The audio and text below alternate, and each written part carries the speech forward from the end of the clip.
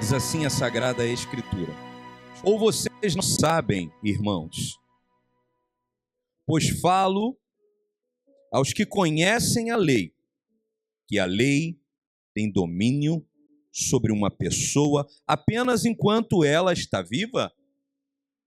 Por exemplo, a mulher casada está ligada pela lei ao seu marido, enquanto ele vive. Mas se o marido morrer, ela ficará livre da lei conjugal, de modo que será considerada adúltera se, enquanto o marido estiver vivo, ela se unir com outro homem. Mas se o marido morrer, ela estará livre da lei e não será adúltera se casar com outro homem. Assim, meus irmãos, também vocês morrerão para a lei, por meio do corpo de Cristo, para que pertençam a outro, a saber, aquele que ressuscitou dentre os mortos, a fim de que frutifiquemos para Deus.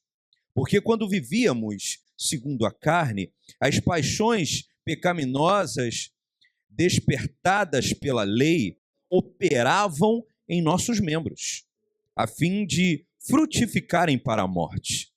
Agora, porém, estamos livres da lei, pois morremos para aquilo a que estávamos sujeitos, para que servimos de maneira nova, segundo o Espírito, e não da maneira antiga, segundo a letra. Oremos. Meu Deus, meu Pai, lida está a Sagrada Escritura. Há alguns anos atrás, há poucos anos atrás, um homem,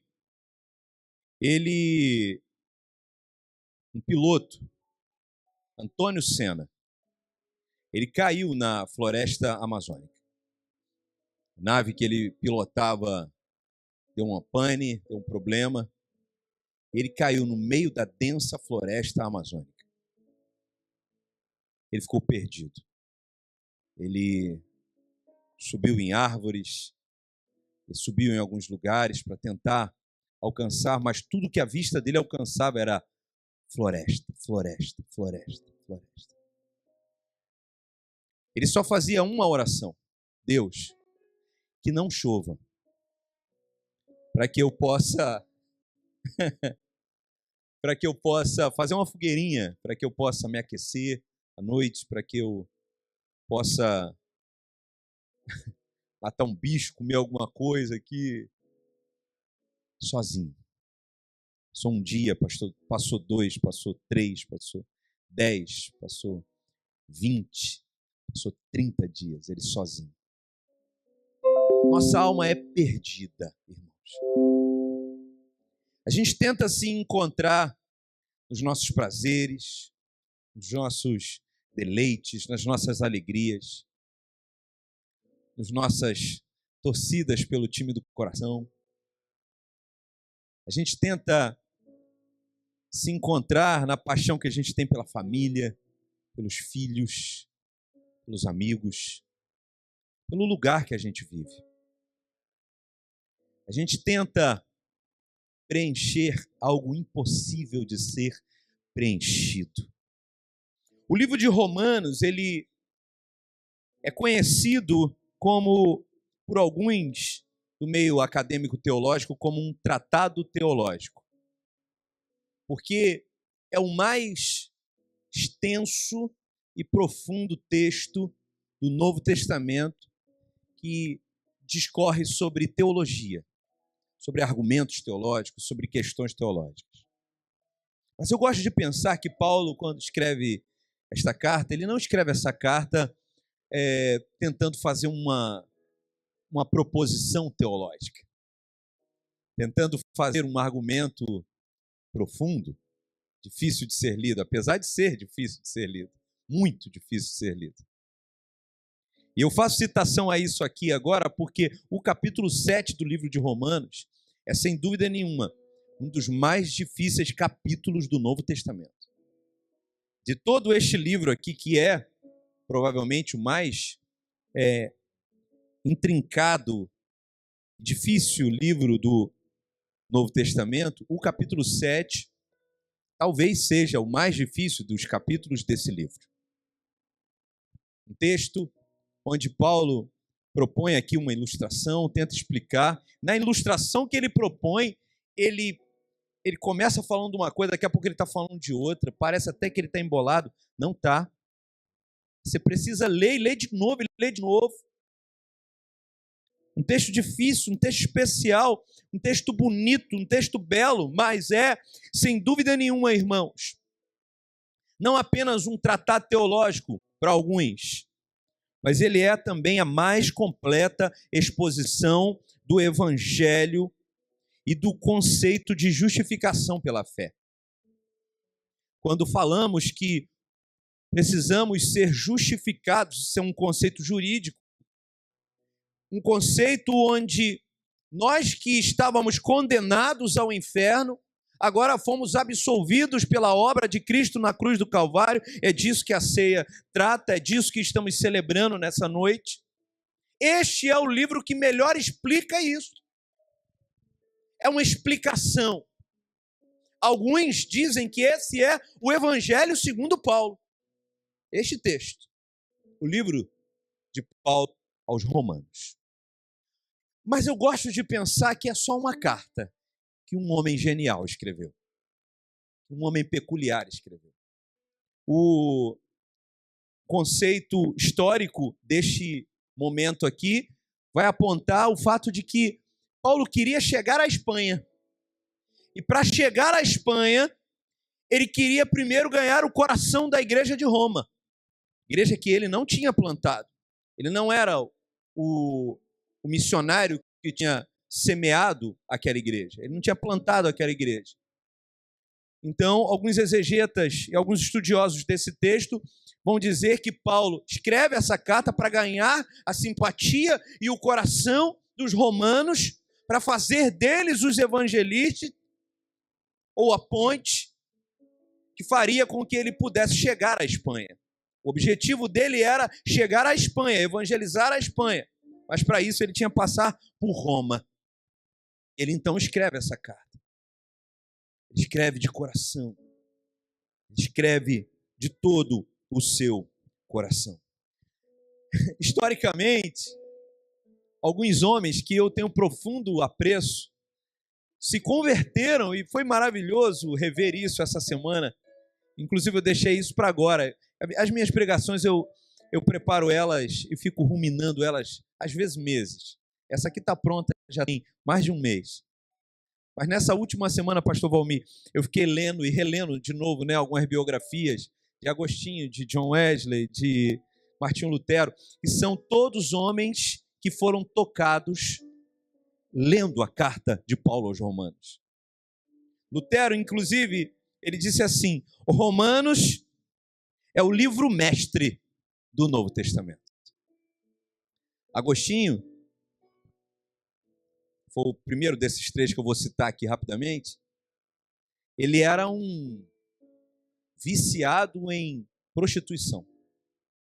A alegria da vida de Agostinho de Hipona, o africano, bispo ali de Cartago, ele era viciado em ir para os prostíbulos.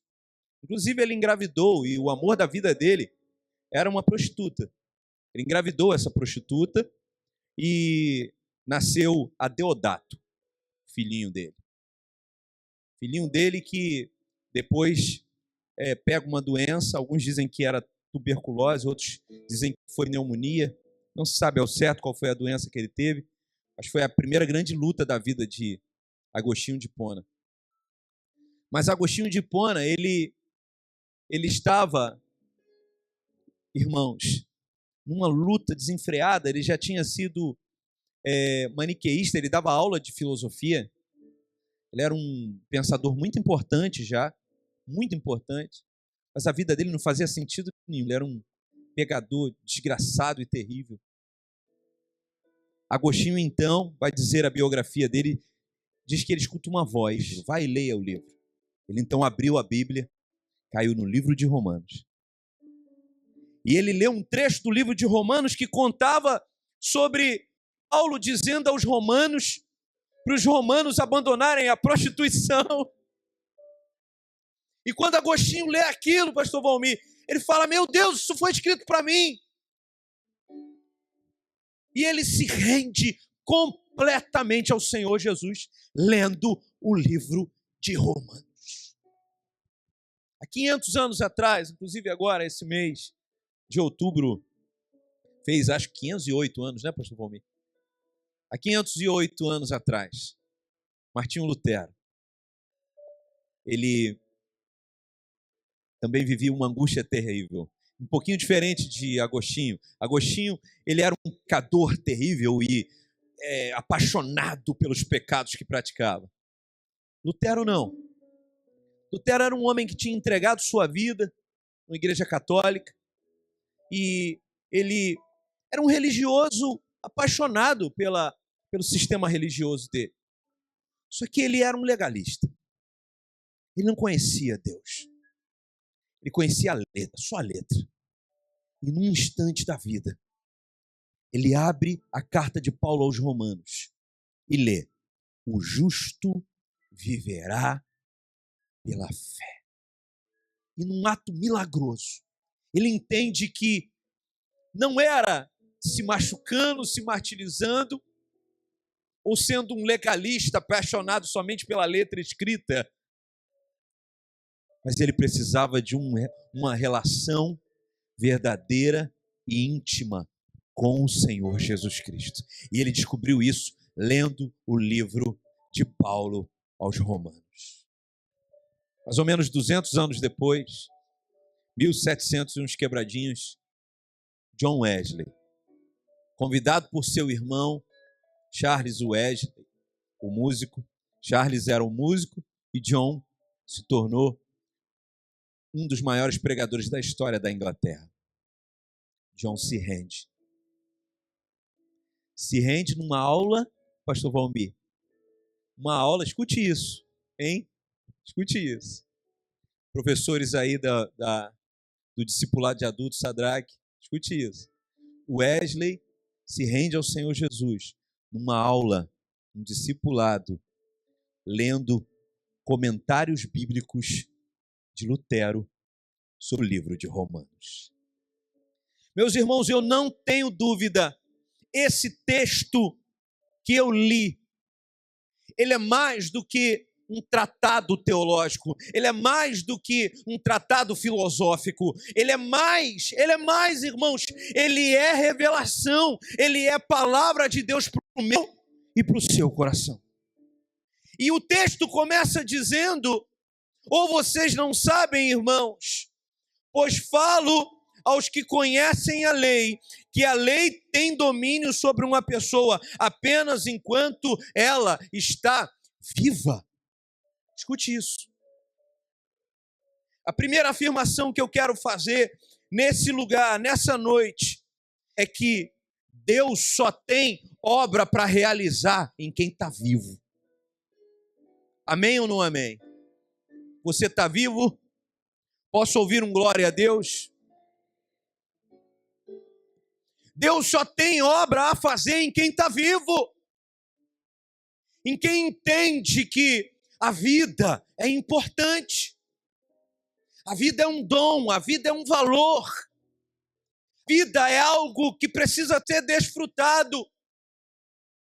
A vida é um presente, é uma dádiva.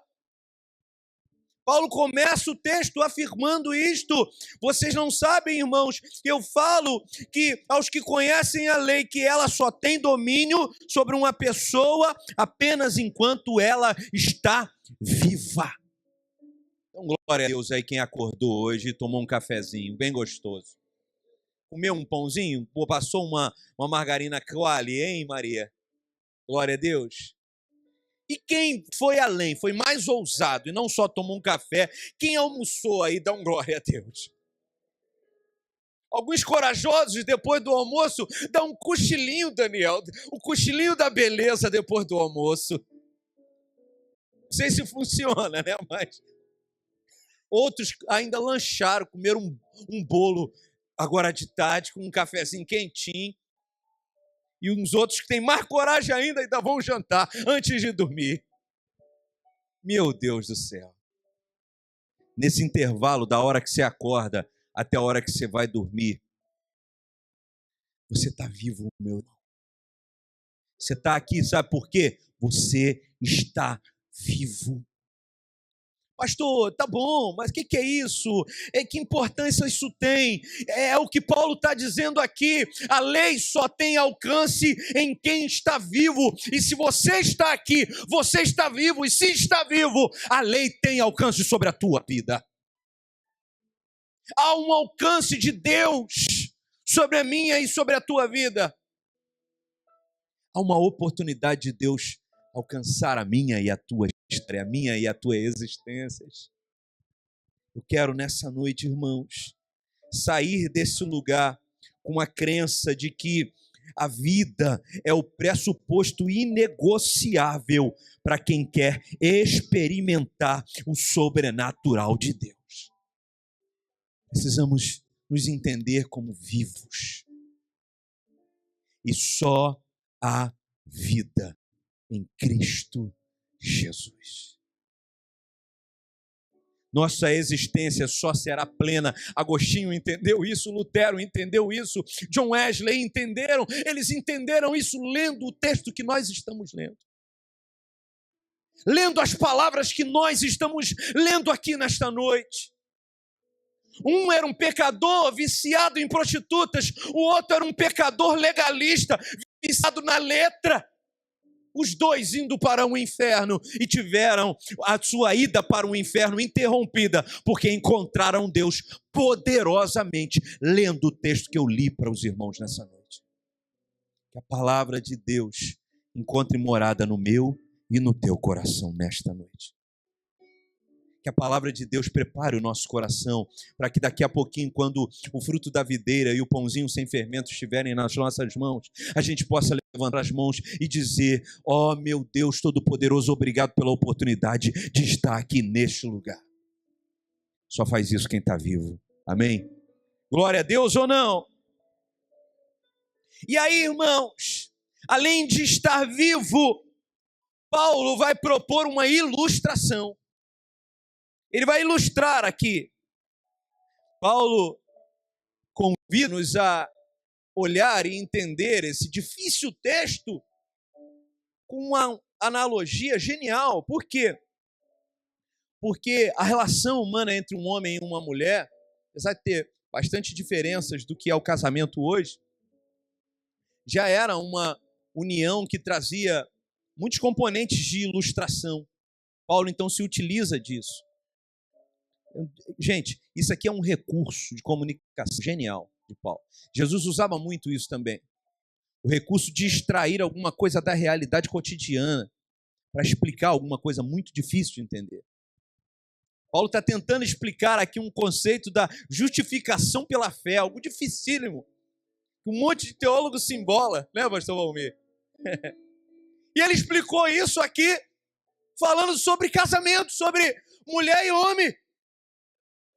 E aqui nessa ilustração, eu vou ler novamente para você. Por exemplo, ele fala: a mulher casada está ligada pela lei ao seu marido enquanto ele vive. Mas se o marido morrer, ela ficará livre da lei conjugal. De modo que será considerada adúltera se, enquanto o marido estiver vivo, ela se unir com outro homem. Mas se o marido morrer, ela estará livre da lei e não será adúltera se casar com outro homem. Olha para cá. Ele não está falando de casamento aqui, gente. Ele não está explicando conceitos aqui sobre casamento. Não é isso. Ele está pegando algo que eles conhecem, uma realidade deles, e a partir daquela realidade, ele está querendo explicar outra coisa. Ele está querendo explicar sobre o que é estar aliançado e compromissado. O que é ter um dono. É disso. Aqui nessa ilustração, nós somos a esposa. Nós somos a mulher na ilustração. E aqui na ilustração, a lei é o marido. Só que ele começa falando uma coisa, depois ele vai falar uma outra coisa. Ele começa falando, pastor Valmir, que se o marido morrer, a mulher fica livre. Só que na ilustração, nós somos a esposa. E o marido é a lei. E a lei não pode morrer. A lei não morre. Então quem é que tem que morrer, gente? Quem é que vai morrer? Se o marido não pode morrer, que é a lei, quem é que tem que morrer? A esposa. Paulo está dizendo aqui, é impossível viver a realidade plena da aplicação do evangelho nas nossas vidas se antes não morrermos. Não morrermos para essa vida, para este mundo, para as nossas paixões, para os nossos desejos, para os nossos projetos. Paulo começa primeiro falando que a mulher só está livre se o marido morrer, mas entenda, a lei é perfeita. Ela não pode morrer. Ela não morrerá. Só quem pode morrer nessa ilustração é a esposa. Eu e você. O convite do teólogo Paulo, do amigo, escritor Paulo, o convite do pregador Paulo aqui é: morram para este mundo. Que vocês tenham esta consciência. Entenda, irmãos, nós passamos a vida toda tentando pertencer. O pertencimento é algo que buscamos e desejamos. Tudo em nós indica para pertencimento. As células do nosso corpo querem pertencer ao corpo. E quando as células do corpo não pertencem direito a algum órgão e produzem células de forma desenfreada, é ali que nasce câncer. Tudo na natureza indica para pertencimento. Tudo, tudo. Nós somos os únicos seres da existência que, apesar de também clamarmos e necessitarmos de pertencimento, escolhemos o egoísmo da carreira solo. Muitos de nós não buscamos pertencer à obra do Criador que criou todas as coisas e constituiu vida para mim e para você na cruz do Calvário. Não, muitos de nós tentamos criar os nossos sistemas religiosos para que a vida pertença à nossa ideia, aos nossos pensamentos, quando na verdade, irmãos, o Evangelho nos convida a baixarmos nossa bola, a termos a humildade de entender que nós somos só um grãozinho no meio dessa areia. Somos só uma célulazinha no meio desses trilhões de células que são as outras partes da igreja de Jesus Cristo. Paulo aqui nesse texto nos convida a um pertencimento que só a obra de Jesus Cristo pode gerar na minha e na tua vida. Paulo está dizendo aqui, é necessário morrer. Ei, esposa, ei, noiva, é necessário morrer. Por quê? Porque desde que nascemos com uma natureza pecaminosa. O primeiro marido, a lei, é perfeita. Mas não conseguimos viver aliançados com a lei. O que fazemos durante toda a nossa vida? Nós pecamos, nós erramos, nós falhamos, nós erramos o alvo, nós falhamos miseravelmente em cumprir a lei. Nós somos uma esposa terrível. Se o marido, a lei, é um marido perfeito, nós somos uma esposa imperfeita, infiel. Essa é a nossa natureza. Natureza adâmica, natureza pecaminosa. Mas aí Paulo diz assim, ei, mas se uma parte morrer, a outra parte fica livre para contrair novas núpcias. O que Paulo está dizendo aqui é o seguinte: ei, Jesus Cristo morreu na cruz do Calvário e você morreu junto com ele. E se você morreu junto com ele, morreu também aquele que não conseguia cumprir a união com a lei. Aquele que não podia estar plenamente casado com a lei. Nós, irmãos, nós somos pecadores, a gente não consegue, irmãos, passar um dia sem pecar. No nosso dia melhorzinho, a gente vai, no mínimo, pecar pela vaidade de achar que não pecou. Paulo, então, aqui está dizendo: morram, meus filhos. Morram juntamente com Cristo na cruz do Calvário. Porque se vocês morrerem e ressuscitarem com Ele, posso ouvir um glória a Deus? Morrerem e ressuscitarem com Ele, vocês estarão livres. Para quê, pastor? Para casar de novo. Livre para casar de novo. Com quem, pastor? Com o Senhor Jesus Cristo. Se nós morremos com Ele lá na cruz do Calvário e ressuscitamos com Ele ao terceiro dia, estamos livres para contrair novas núpcias, para casar de novo, para olhar apaixonadamente para Jesus e dizer: ei, Jesus, eu estou livre, liberto da minha vida de pecado, liberto das minhas paixões, liberto das minhas ânsias, liberto das minhas necessidades que faziam com que eu fosse escravo da lei, escravo desse marido que era impossível que morresse. Eu morri, Jesus. Eu ressuscito junto com o Senhor. E Ele te convida nessa noite, Ele me convida nessa noite para uma aliança com Ele. Para sermos aliançados com Ele na mesma obra da cruz do Calvário. E aliançados com Ele, irmãos, nós estamos prontos para viver em novidade de vida. Amém, meus irmãos? Primeiro, estamos vivos. Segundo, Ele nos propõe uma ilustração que nos revela que ali na obra da cruz do Calvário Ele fez tudo por nós. Ele nos dá a oportunidade de morrer e renascer com Ele em novidade de vida. Para vivermos para Ele em novidade de vida. E como é essa vida, pastor?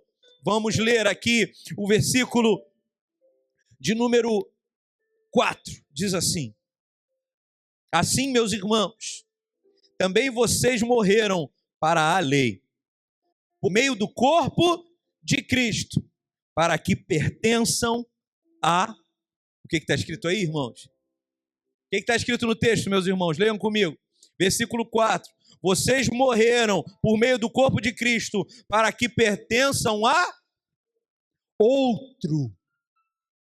Jesus é o esposo melhor. A lei era, na ilustração paulina, a lei era o primeiro esposo. O esposo perfeito. O esposo impossível. O esposo inalcançável. Mas na ilustração paulina, nós morremos, ressuscitamos e estamos livres para casar de novo, pastor Valmir. Livres para ter uma nova aliança, para viver em novidade de vida. E quem é esse outro? Quem é o outro? E o texto diz: agora vocês pertencem a outro. O que o texto sagrado vai dizer depois da vírgula? Você sabe que eu sou apaixonado pelas vírgulas dos textos, né?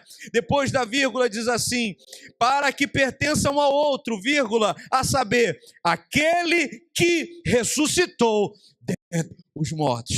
Diga bem alto, quem foi que ressuscitou dentre os mortos? Jesus. Pertencemos a outro. Quem é esse outro? Jesus. Esse texto resolve a angústia da sociedade. A maior angústia dos jovens de hoje é por pertencimento. é por identidade. Eles não entendem direito quem são, o que são, por isso que tem dúvidas, inclusive sobre as suas sexualidades. Mas esse texto diz, nós pertencemos a outro. Pastor, não estou entendendo isso, é um texto muito difícil. Meu irmão, é um texto muito difícil, mas Paulo mastiga para a gente. Ele diz assim, não precisa entender, precisa morrer. Não precisa compreender tudo e plenamente, o que você precisa é morrer e nascer de novo. Para quê? Para pertencer ao outro. Que outro? O Senhor Jesus. Pertencemos ao Senhor Jesus. Somos do Senhor Jesus. Ele é o nosso regente, Ele é o nosso dono, Ele é o nosso Senhor, Ele é o nosso Deus, Ele é aquele que cuida de nós.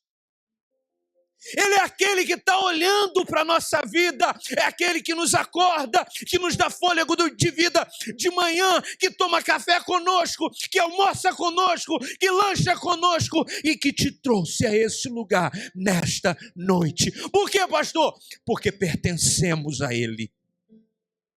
Em Cristo temos identidade. Em Cristo a crise humana cessa. Em Cristo, a crise da mente humana acaba. A dúvida que alguns têm porque o pai foi ruim, a dúvida que outros têm porque a mãe foi negligente, cessa quando encontramos Cristo. Por quê? Porque pertencemos a Ele. Em Cristo, entenda, irmãos, não na religiosidade, não nos sistemas humanos, em Cristo encontramos pertencimento. Alguns se frustram porque esperam casar para ter identidade. Não, a tua identidade não será alcançada no casamento. Alguns esperam ter filhos para ali, não, quando eu for pai, quando eu for mãe, aí eu vou ser pleno. Não, nunca seremos plenos nessa vida. Só em Cristo Jesus. Porque pertencemos a Ele. Agostinho vai escrever em breve, na minha próxima palavra aqui, eu vou trazer aqui a poesia que Agostinho escreve inspirado em Romanos. E entre alguns trechos da poesia que Agostinho de Hipona escreve, ele vai dizer que a alma humana está sedenta, angustiada, e tem um buraco, e tem essa angústia que não cessa até um instante que somos alcançados por Cristo Jesus. Cristo nos dá plenitude, meu irmão e minha irmã. Aleluia. Glórias ao nome do Senhor Jesus Cristo. Eu vou ler os versículos finais, 5 e 6. Porque quando vivíamos segundo a carne, as paixões pecaminosas despertadas pela lei operavam em nossos membros, a fim de frutificarem para a morte. Agora, porém, estamos livres da lei, pois morremos para aquilo que estávamos sujeitos, para que servimos da maneira nova, segundo o Espírito, e não da maneira antiga, segundo a lei. Deus tem uma maneira nova para você viver. Deus tem novidade de vida para mim e para você.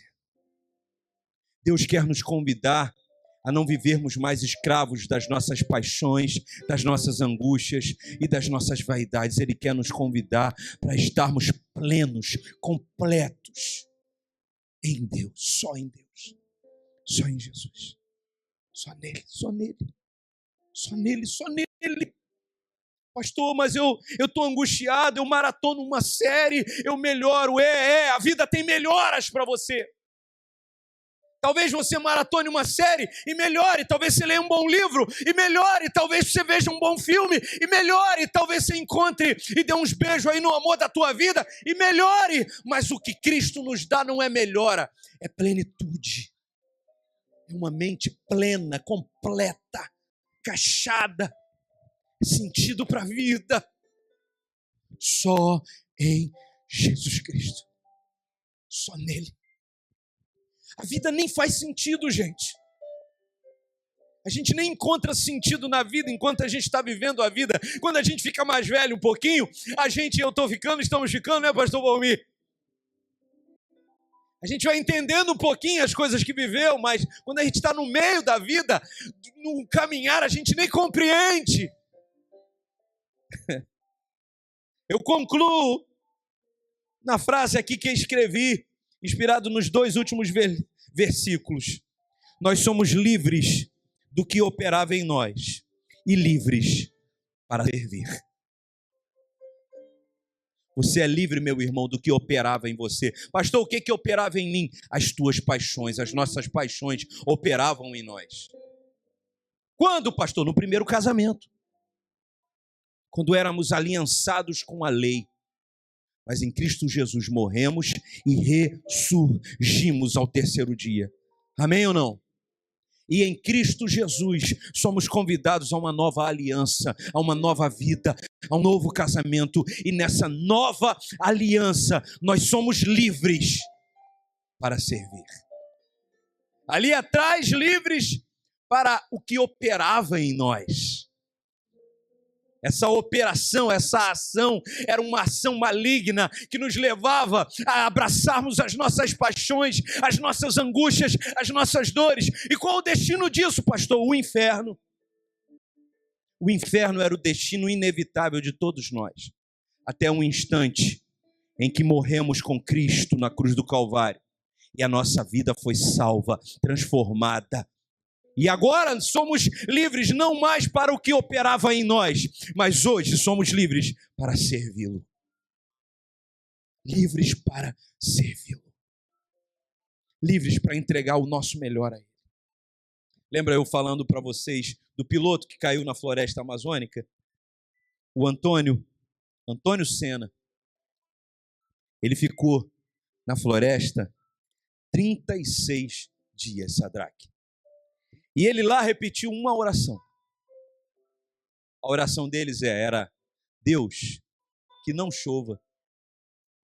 Chovia todo dia. Ele arrumava um bicho para comer, arrumava alguma coisa para comer, dobrava o joelho e falava: Danielzinho, que não chova. E chovia mais ainda. Dias inteiros, chovendo o dia inteiro. Quanto mais ele orava, mais chovia. E ele ficou vários momentos em poder fazer uma fogueira sem se aquecer. Morrendo de medo. Imagina, gente, no meio da floresta amazônica de noite. Hein? 36 dias. No 36º dia, uma coisa milagrosa acontece. Ele encontra um grupo de pessoas. Um grupo enorme de gente. Tem uma foto impressionante na internet. Antônio Senna. Isso não é causo não, tá, gente? É história. A história é muito linda e parece um caos, mas é uma história. Você dá um Google. Agora não, que é pecado dar um Google na hora do culto, né? Mas ele encontra um grupo enorme de gente. Abraça as pessoas, chora. Meu Deus, ele já entendeu. Quando ele viu aquela multidão, ele falou: tô salvo, vou sair daqui. Aquelas pessoas se apresentam, eram catadores de castanha da floresta. E aí, aquelas pessoas dizem para ele assim: a gente nunca veio para cá, para essa região da floresta amazônica, porque é impossível navegar no rio acima até essa posição aqui. Mas há 36 dias não para de chover. E como choveu muito e abundantemente, a vazão do rio subiu. E pela primeira vez, o nosso grupo de catador de castanhas subiu o rio e chegou até essa região aqui para explorar aqui, catar castanhas por aqui. Enquanto ele orava para parar de chover, Deus, que entende tudo, que vê o macro, que vê tudo, Deus dizia: não, mas o que você precisa não é de que pare de chover, o que você precisa é que chova. Peraí, vai chover. E ele pedia para parar e chovia mais. Pedia para parar e chovia mais. E ele achando que Deus estava negligenciando ele. E Deus estava cuidando dele. O outro esposo, o nosso Senhor, o novo matrimônio, a nova aliança, aquele que te chamou para viver em novidade de vida, tem cuidado de mim e de você. E mesmo que a gente não saiba nem orar, nem o que pedir, nem para onde está indo, acredite, Ele está cuidando da minha e da tua vida. Da minha e da tua história. Mesmo que Ele precise fazer chover 36 dias ininterrupto para subir o rio e enviar um grupo para cuidar de você, para te abraçar e te mostrar o caminho do livramento. Que a gente possa olhar para essa mesa e entender que essa mesa é um lembrete daquele que estamos aliançados. É um lembrete do Deus que cuida de nós. É um lembrete do Deus que todo dia está compromissado em cuidar da minha e da tua história, da minha e da tua vida, da minha e da tua família. Amém, meus irmãos? Esses dias me disseram uma frase que nunca mais vai sair da minha mente. A frase foi a seguinte: não se preocupe com seus filhos, porque ninguém cuida melhor do que o nosso Deus. Ele cuida de nós. Ele te trouxe a esse lugar hoje, para esse sacramento, para renovar a tua aliança com Ele, para que você lembre que Ele cuida de nós. Pertencemos a Ele, o outro. Amém ou não amém? Feche seus olhos e curva a sua cabeça.